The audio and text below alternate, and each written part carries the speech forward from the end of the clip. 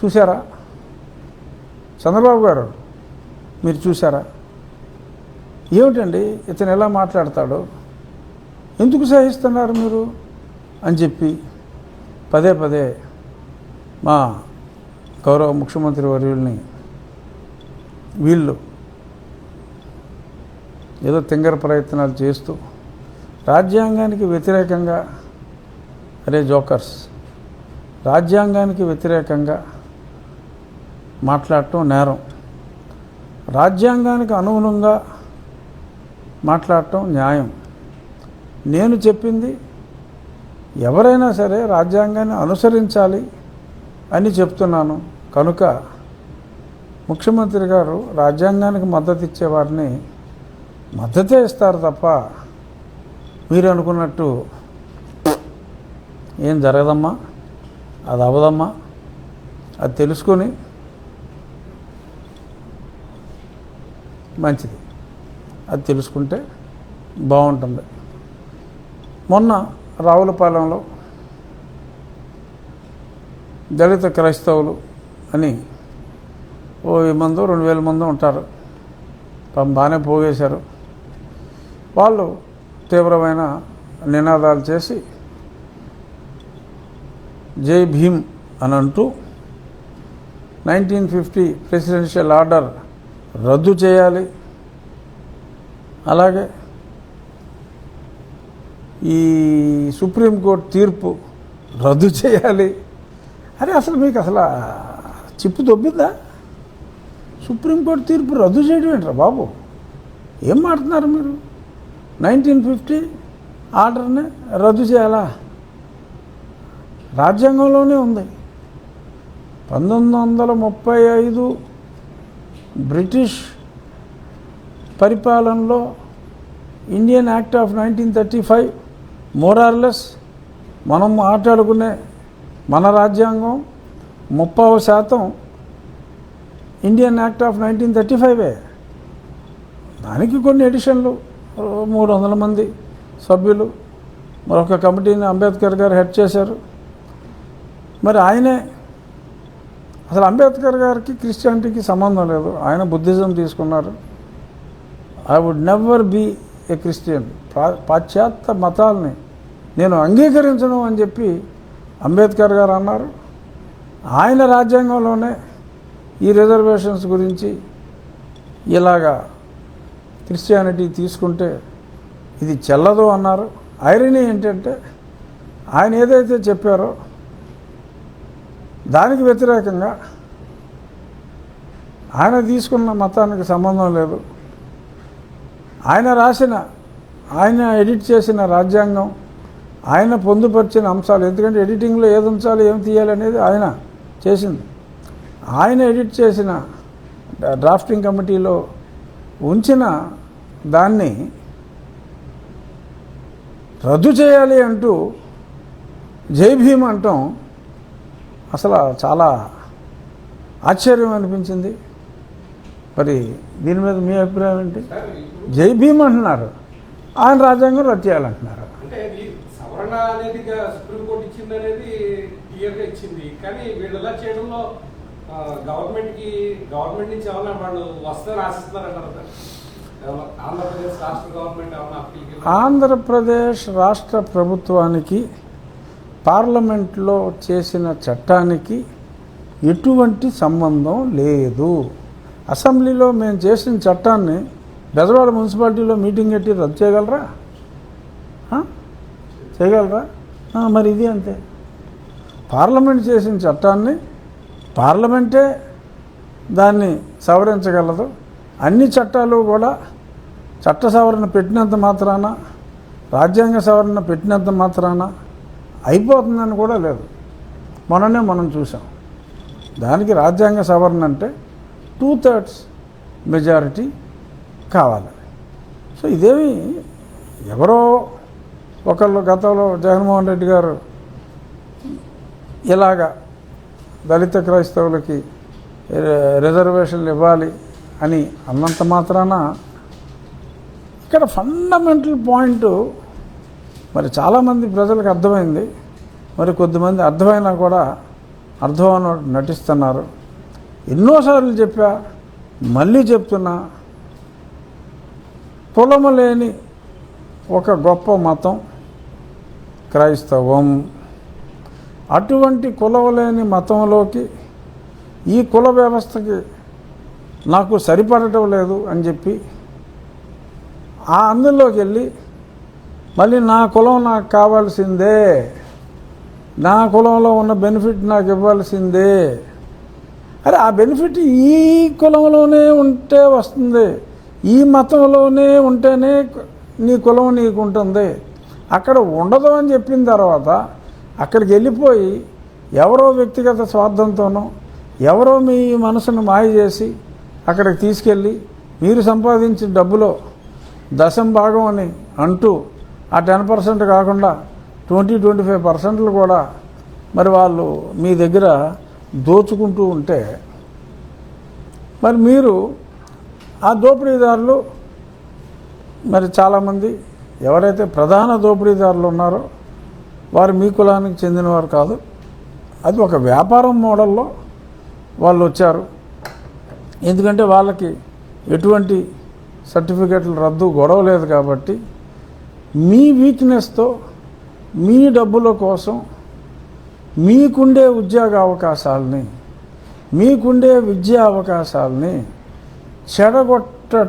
చెడగొట్టే పరిస్థితిని క్రియేట్ చేశారు. ఇన్నాళ్ళు కళ్ళు మూసుకుని ఉన్నారు, వాళ్ళ మాటలు నమ్మారు. ఎందరో రాజకీయ నాయకులు కూడా వారి వారి వ్యక్తిగత స్వార్థం కోసం, వారి వారి ఓటు రాజకీయాల కోసం మీరు ఏమి చేసినా ఎస్సీ చట్టాన్ని, అట్రాసిటీస్ చట్టాన్ని ఎంత దారుణంగా దుర్వినియోగం చేసినా మళ్ళీ మళ్ళీ మీకే మద్దతు ఇస్తూ మీ ఓట్ల కోసం చాలామంది నాటకాలు ఆడిన మాట వాస్తవం, అది ఒప్పుకోవాలి. కానీ మరి ఈరోజు పని జరగదమ్మా అని చెప్పి అందరూ తెలిసేసుకున్నారు. అందరూ తెలిసేసుకున్న తర్వాత కూడా ఇంకా మాకు దొంగ కేసులు ఎట్టే అధికారం కావాలి అని రావులపాలెంలో మీరు గొడవ చేసేసి మేము మతం మారినా సరే సుప్రీంకోర్టు తీర్పులు రద్దు చేసేనా, లేదంటే సత్తా చూపిస్తాం. ఏం చూపెడతారా సత్తా? ఏం చేస్తారు? సర్టిఫికెట్లు గ్యారంటీగా రద్దు చేస్తారు. If you are professing Christianity being a schedule caste you have got every right. మతం మారే స్వేచ్ఛ రాజ్యాంగమే ఇచ్చింది. మారండి, తప్పులేదు. మారి ఈ కూడా కావాలని అడిగి హిందూ మతంలోనే ఉన్న దళితుల ఆకాంక్షల్ని మీ బలీయమైన కాంక్షలతో బలి చేయవద్దు అనే స్పష్టంగా చెప్పడం జరుగుతుంది. ప్రసన్న కుమార్ అనబడే ఒక దళిత వ్యక్తి, నాకెంతో సన్నిహితుడు కూడా అతను. మరి అతను దళిత హిందువుల హక్కుల పోరాటం అనే ఒక సమితిని స్టార్ట్ చేసి హక్కుల కోసం ఆయన పోరాడుతున్నాడు.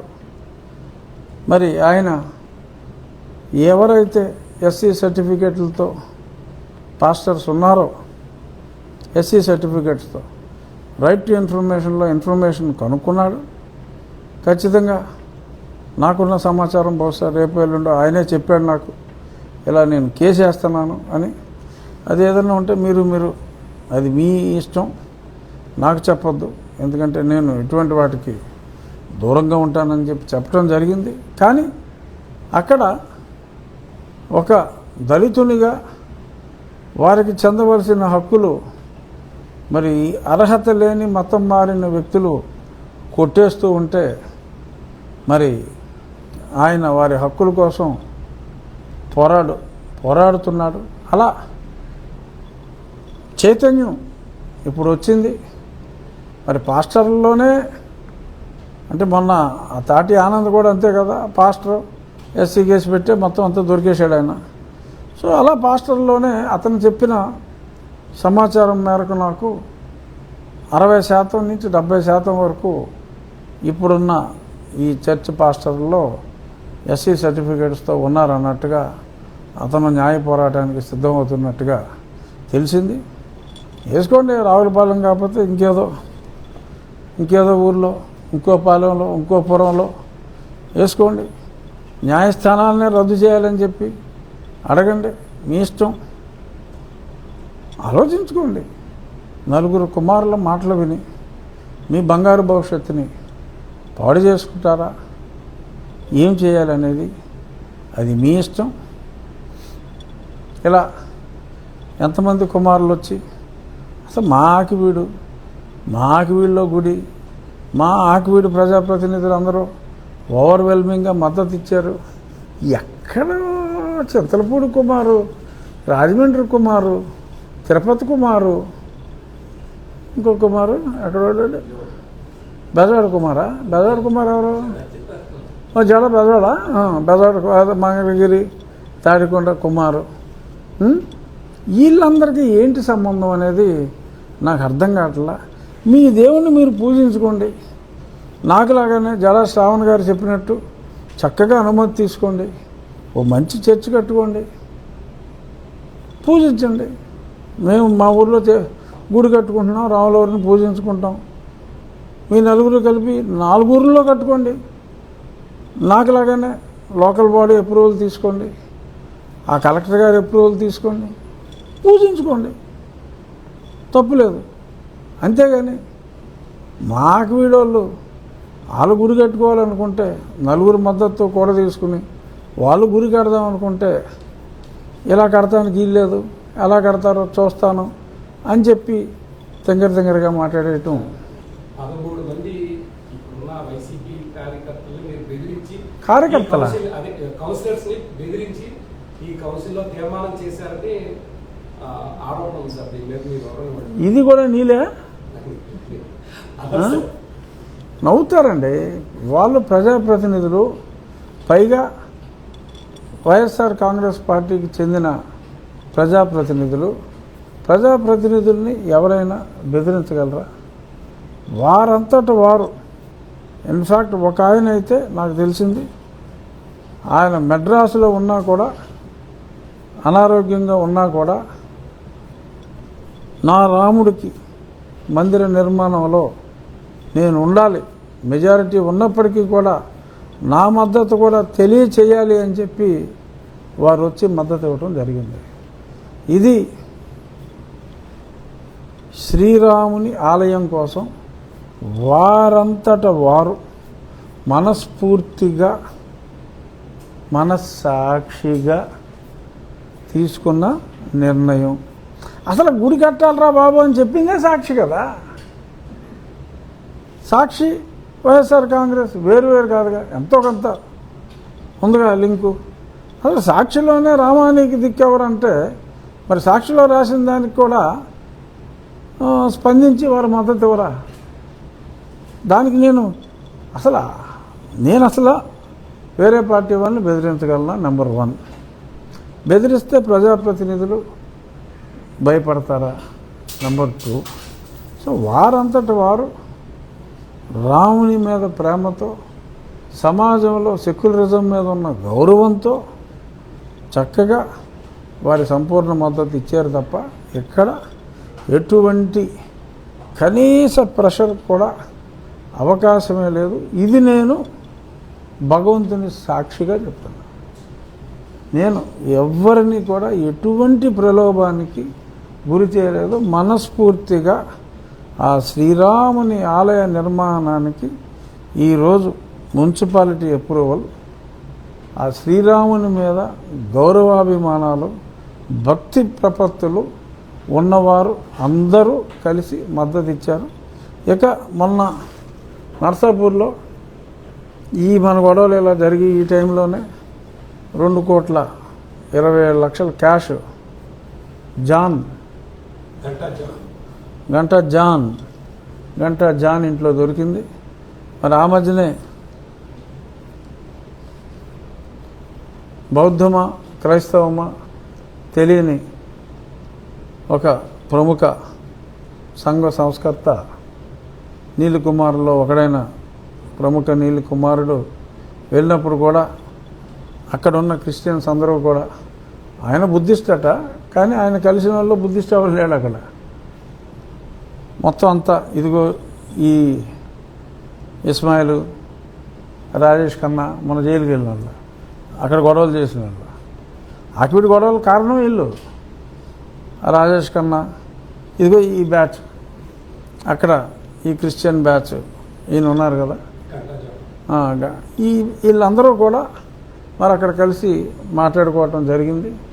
మరి ఆ తర్వాత ఇదిగో మరి ఈ రకంగా మరి డబ్బులు రావటం, ఇది ఎవరో ఇన్కమ్ ట్యాక్స్ కేసులాగా భావించినట్టుగా తెలిసింది. ఇన్కమ్ ట్యాక్స్ వాళ్ళు అదేదో చూసుకుంటా ఉన్నారని ఈ పోలీస్ శాఖ దీన్ని వదిలేసినట్టుగా తెలిసింది. బహుశా ఇది కూడా సస్పెండ్ అయిన కుమారు ఎన్ని ఇన్ఫ్లుయెన్స్ చేశాడా అన్నది నాకు తెలియదు. ఏదేమైనప్పటికీ ఇది ఇన్కమ్ ట్యాక్స్ వ్యవహారం కాదు, ఖచ్చితంగా దీని వెనక కుట్ర ఉంది. వాళ్ళు ఎవరెవరితోటి ఫోన్ టచ్లో ఉన్నారు, ఈ డబ్బు ఏ కుట్ర కోసం ఇక్కడికి వచ్చింది. మరి ఇటువంటి రావులపాలెం సమావేశాలు జరగాలంటే మరి కావాలి కదా, ఇంధనం కావాలి కదా, ఇంధనం అంటే ధనమే కదా ఇక్కడ. సో మరి అటువంటి కుట్రలు చేయడానికి ఇంధనం సమకూర్చింది ఎవరు? ఇన్కమ్ ట్యాక్స్ ఏం చేస్తారు, ఓకే 35% కట్టు, లేదంటే 50% కట్టు, 35 పెనాల్టీ, 70% కట్టు అని అందులో డబ్బు తీసుకుంటారు. కానీ ఇందులో క్రైమ్ యాంగిల్ ఉంది. ఆ క్రైమ్ యాంగిల్ని ప్రభుత్వం వదిలేయడానికి లేదు. ఇది కేవలం డబ్బు ఇష్యూ కాదు, దీని వెనక క్రైమ్ యాంగిల్ ఉంది. ఆ క్రైమ్ యాంగిల్ని ఖచ్చితంగా ప్రభుత్వం పరిశీలించాలి. ఎందుకంటే మా ఆకివిడికి దీనికి కూడా కుట్ర ఉందేమో. ఇదే ప్రాంతం, ఇక్కడ గొడవలు చేయించింది సునీల్ కుమారే, అక్కడ మొన్న వెళ్ళింది కూడా సునీల్ కుమారే, ఇక్కడ గొడవలు చేసి జైలుకి వచ్చిన బ్యాచే మొన్న అక్కడ నరసాపురం వెళ్ళారు. ఇదంతా అదే గ్యాంగ్. నేను ఆదేశిస్తే పని అవదమ్మా. నేను ప్రభుత్వంలో లేను. నేను రాజ్యాంగబద్ధ పదవిలో ఉన్నాను. ప్రభుత్వానికి నాకు చెప్పాలి అంటే సంబంధం లేనట్టే లెక్క. నేనైనా ఇలాగే డిమాండ్ చేస్తాను. ఎవరైనా పిటిషన్ ఇస్తే పిటిషన్ కమిషన్ చైర్మన్గా ఆ కన్సర్న్ పోలీసులను పిలిచి ఏమిటి దీని వెనకాల బ్యాక్గ్రౌండ్ ఏంటి మీరు విచారించలేదా అని చెప్పి అడుగుతాను. నాకు ఎవరైనా పిటిషన్ ఇస్తే ఒక ఎమ్మెల్యే డెఫినెట్గా పిటిషన్ కమిటీ చైర్మన్గా నేను పోలీసులను కూడా పిలుస్తాను. ఏంటి దీని వెనకాల కుట్రాంగిల్ మీరు చూడవలసిన అవసరం ఉందని నేను చెప్పగలను. అంతేగాని నేను ప్రభుత్వంలో పాటు కాదు. ఐ కెన్ పబ్లిక్ రిప్రజెంటేషన్స్ని నేను పిటిషన్గా స్వీకరించి నేను చేయొచ్చు. ఆ పవర్ ఉంది నాకు పిటిషన్స్ కమిటీ చైర్మన్గా. Any deputy speaker is automatically petitions committee chairman. So అది ఉంది. దీన్ని అలసత్వం వహించి ఎవడో ప్రెషర్ పెట్టాడనో ఇలాగా వదిలేయకూడదు. ఖచ్చితంగా దీని వెనకాలన్న కుట్ర యాంగిల్ని చూడవలసిన బాధ్యత ఉంది. సో ఇంకేమైనా ప్రశ్నలు ఉన్నాయి? మీరు మొన్న ప్రెస్ మీట్లో కల్వారీ టెంపుల్ మీద ఒక వ్యాఖ్య చేశారు. ఇప్పుడు కలెక్టర్ గారితో కలెక్టర్ గారిని కూడా నేను కన్సిడర్ చేయమని చెప్పారు. ఇప్పుడు అది ఎంతవరకు వచ్చిందంటే అసలు రాష్ట్ర వ్యాప్తంగా ఎక్కడా కూడా ఆ కల్వారీ టెంపుల్స్కి క్లియరెన్స్ లేనట్టుగా నాకు తెలిసింది. ఇక్కడ కూడా మొన్న స్థానిక సెక్రటరీ గతంలో ఒక నోటీస్ ఇచ్చారు, రిప్లై ఇవ్వలేదు. మళ్ళీ ఇంకొక ఫైనల్ నోటీస్ ఇవ్వడం జరిగింది. 15 రోజుల్లో నువ్వు రిప్లై ఇవ్వకపోతే మేము డిస్మాంట్లింగ్ చర్యలు తీసుకుంటామని. ఒక 5-6 రోజులు అయినట్టుంది. మరి ఇంకో 10 రోజుల తర్వాత డెఫినెట్గా చర్యలు తీసుకునే అవకాశం అయితే ఉంది. మరి ఈలోపు మరి వారేమన్నా కలెక్టర్ గారికి అప్లై చేసుకుంటారా? మరి అలాగా ముందు మీటింగ్ హాల్ అని చెప్పి మరి అప్లై చేయకుండా పనులు మొదలుపెట్టేసి అక్కడ చర్చ్ కార్యక్రమాలు నిర్వహిస్తూ పైన సిలువలు పెట్టేసి మరి దశంభాగాలు తీసేసుకుంటూ అక్కడంతా వ్యవహారం నడుస్తుంది. సో మరి అది చూడాలి. మరి పెద్దలు మాజీ మేజిస్ట్రేటు కెడ శ్రావణ్ కుమార్ గారు మరి కోర్టులో ఆర్గ్యూ చేసిన ప్రకారం అయితే మరి అది ఎట్టి పరిస్థితుల్లోనూ మరి అక్కడ అలాగా రన్ చేసే అవకాశం లేదు. బట్ ఏమవుతుందో చూద్దాం. బట్ ఖచ్చితంగా శ్రావణ్ కుమార్ గారి కళ నెరవేరుతుందని ఆయన కోరిక. Any place of worship permission లేకుండా నిర్వహించకూడదు అనే జడగారి కోరిక జరగాలని చెప్పి నేను కూడా కోరుకుంటున్నాను. ఆ కల్వరి టెంపుల్ విషయంలోనే మరి జడగారి కోరిక నెరవేరాలని. సరే చూద్దాం, మళ్ళీ సాయంత్రం మళ్ళీ కోట్ వేసుకుని టై వేసుకుని మళ్ళీ ఆయన ఏమంటాడో చూద్దాం. వెళ్ళండి, మళ్ళీ కోర్టుకి వెళ్తే వెళ్ళండి, ఏదో ఒకటి చేసుకోండి. కానీ సుప్రీంకోర్టుకి ఎక్కడికి వెళ్తారో ఇంకేముందా? సరే, హ్యాపీ. ఈరోజు తొలి క్లియరెన్స్ వచ్చింది. త్వరలో ఇంకో ఫైనల్ క్లియరెన్స్ కూడా తీసుకొని రామభక్తులందరికీ నేను కొద్ది రోజుల్లో 3-4 రోజుల్లో శంకుస్థాపన తేదీ తెలియచేయగల వాడను. జై శ్రీరామ్.